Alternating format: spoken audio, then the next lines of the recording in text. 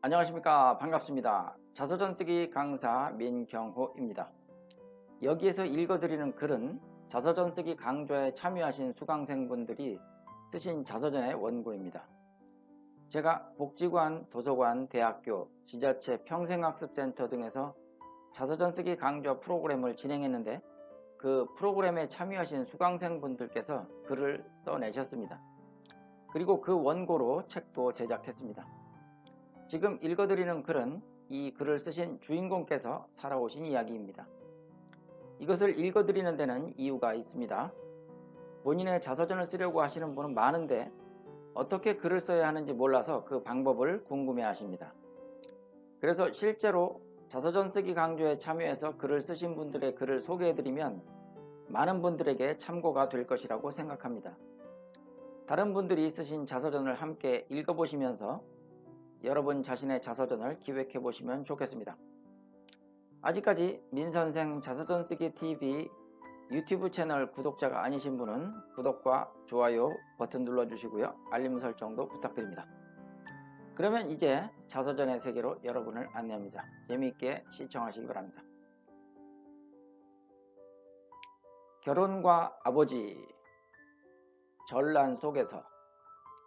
고등학교 3학년 때 6.25가 일어났다. 애국심 강한 학년회 학생들이 중심이 되어 지원병을 모았다. 지원하지 않는 학생은 빨갱이다 라고 외치는 바람에 지원할 마음이 없는 학생들도 우물쭈물하다 지원하게 되었다. 나 또한 빨갱이 소리가 듣기 싫어 울며 겨자먹기로 지원을 했다. 부모님이 이 사실을 아시고 자식을 둘이나 전쟁에 보낼 수 없다며 야단법석을 떠셨다. 학교에서는 부모의 의사에 반해 보낼 수 없다고 하여 지원병에서 빠지게 되었다. 그 무렵에는 사회도 어수선하여 학교에도 정치 세력이 침투해 있었다. 학생들이 좌와 우로 갈라져 다투고 있었다. 학년회도 이때 생겼다. 당시에는 몰랐지만 친하게 지내는 친구 중에도 좌익 단체가 두세 명 있었다. 친하게 지냈음에도 그 사실을 숨긴 것이 괘씸하기도 했지만 그도 그럴 것이 나는 우익인 학년회 친구들과 친하게 지냈으니 쉽게 믿지 못한 모양이었다. 언제는 학년회에서 좌익을 지지하는 학생 조직을 색출하여 무자비한 구타를 가했다고 한다. 나는 이쪽 저쪽 할 것 없이 친구로 지냈고 사상은 전적으로 중립이었다.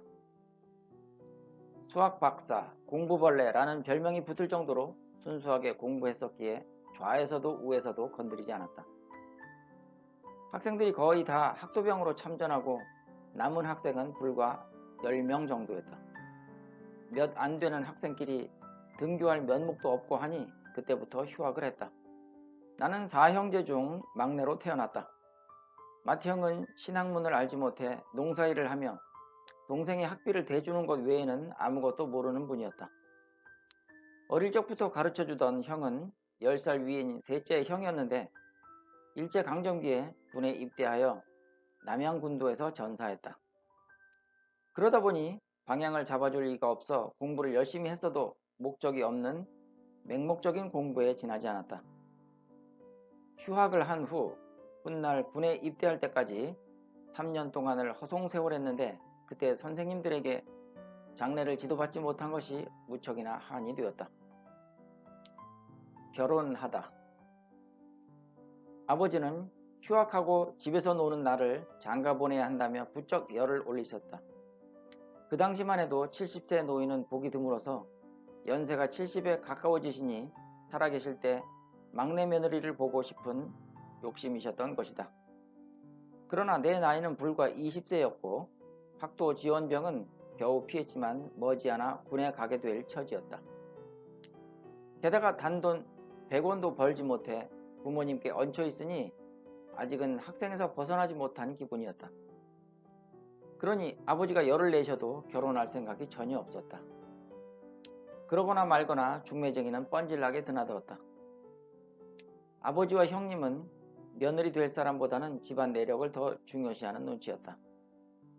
그러던 중 두 분의 마음에 쏙 들어오는 집안에서 청혼을 해왔다.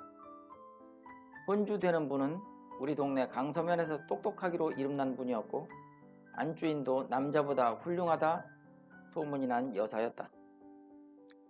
맏아들도 무궁화 한 개를 단 경찰이었다. 시골에서는 지서주임도 무궁화를 달지 못하니 과장급의 고급 공무원이었다. 신부가 될 처녀는 나와 같은 학교의 1년 선배라고 한다. 급장도 한 적이 있다고 하니 늘 의복을 깨끗하게 하고 다니던 모습이 희미하게 기억났다. 그래서 나 또한 결혼을 하는 쪽으로 마음이 기울었다. 나는 기차 통학을 할 때에도 기차에 앉기만 하면 공부를 했고 역에 내려 집에 가는 길이 한적한 시골길이라 영어 단어 공부를 하며 걷곤 했다. 장모님이 되실 어른이 그 모습을 본 것이다. 그 길을 종종 다니시며 몇 번이나 보신지는 모르겠지만 적잖이 감동을 하신 것 같다. 동네에 척간이 있어 이 동네에 학생이 하나 있던데 네 집 자녀냐 하고 물으셨다 한다. 동네는 커도 학생은 둘뿐이었으니 바로 알려주자 그 집에서 며느리를 볼 생각은 없는지 물었다. 그 학생의 아버지가 연로하여 며느리를 보려 한다고 대답하니 그 길로 바로 청혼이 들어온 것이다. 무엇이 그리 급했는지 음력으로는 아직 20세인 섣달, 양력으로는 21세인 정월달에 결혼을 했다. 어떻게 생각하면 어처구니 없는 일이었다.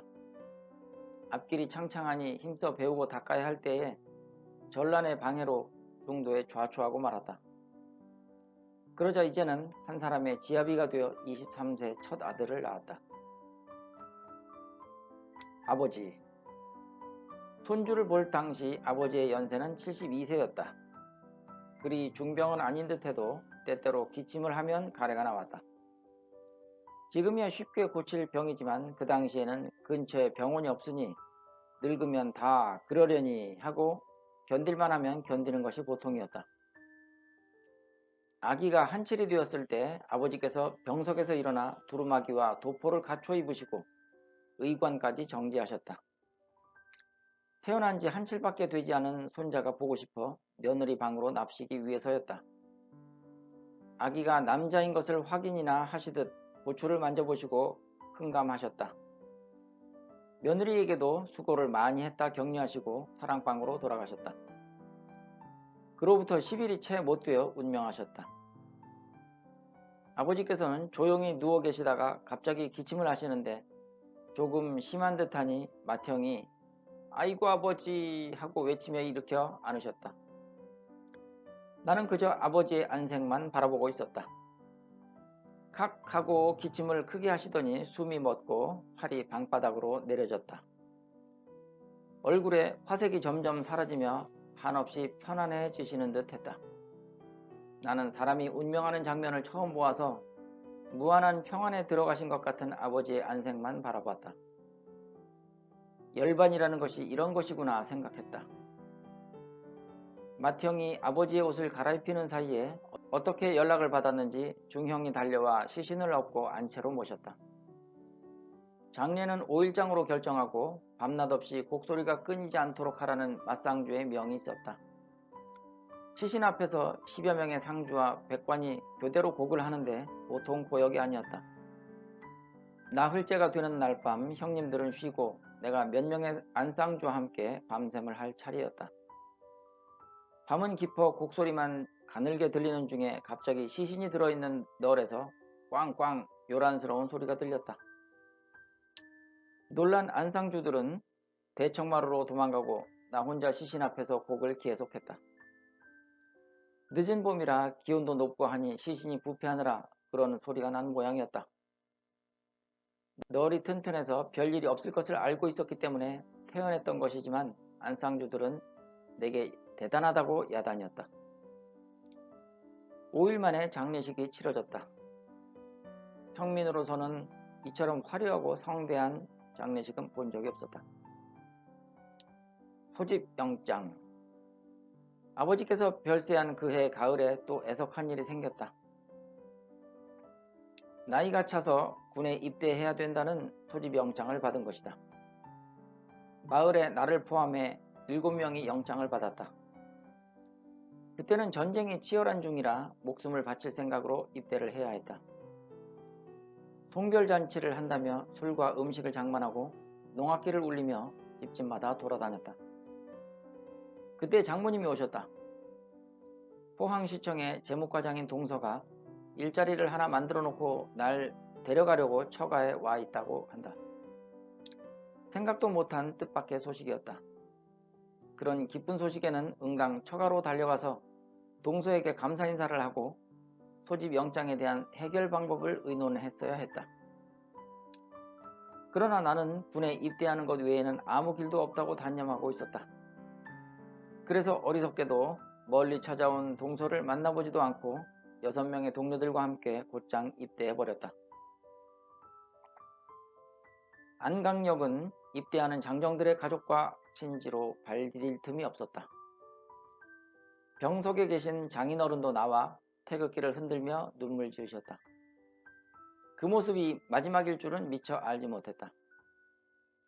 가족들은 무은장구를 바라는 문구가 가득 채워진 태극기를 찢어져라 흔들며 눈물 지었다.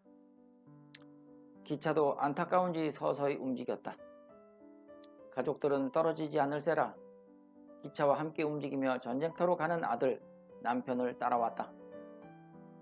70년 전의 일이지만 지금도 그때를 떠올리니 눈물이 흐른다. 그렇게 난생 처음으로 훈련소가 있는 제주도에 도착했다. 배에서 내려 트럭을 타고 훈련소로 이동했다. 훈련을 마친 군인들이 갈매기 문양을 달고 일선을 향하고 있었다. 건강하고 씩씩해야 하는 군인들이 명태처럼 말라빠져 있었다. 저 모양으로 전방에서 적들과 싸워야 한다니 기가 찼다. 같은 곳에 들어가 같이 나올 것을 생각하니 나도 이제 꼼짝없이 죽겠구나 싶었다. 다행히 나는 훈련소에 들어가자마자 공급계에 배정되었다. 부대 내의 군수품을 관리하는 보직이었다. 공급계는 전투훈련을 받지 않아 총을 쏘기는커녕 소총 분해 결합도 한번 해보지 못했다. 군수품을 관리하며 자연히 불침번과 식사당번, 연락병 차출 등의 권한도 생겨 비교적 편하고 안전하게 지낼 수 있었다. 함께 입대한 6명은 멀지 않은 중대에서 훈련을 받고 있었다. 나는 몸이 자유로워 종종 먹을 것을 가지고 그들을 찾아 격려했다. 네, 오늘 영상 재미있었나요? 글 내용에 공감하셨다면 구독과 좋아요, 알림 설정 부탁드리겠습니다. 저는 다음 영상에서 또 찾아뵙겠습니다. 감사합니다.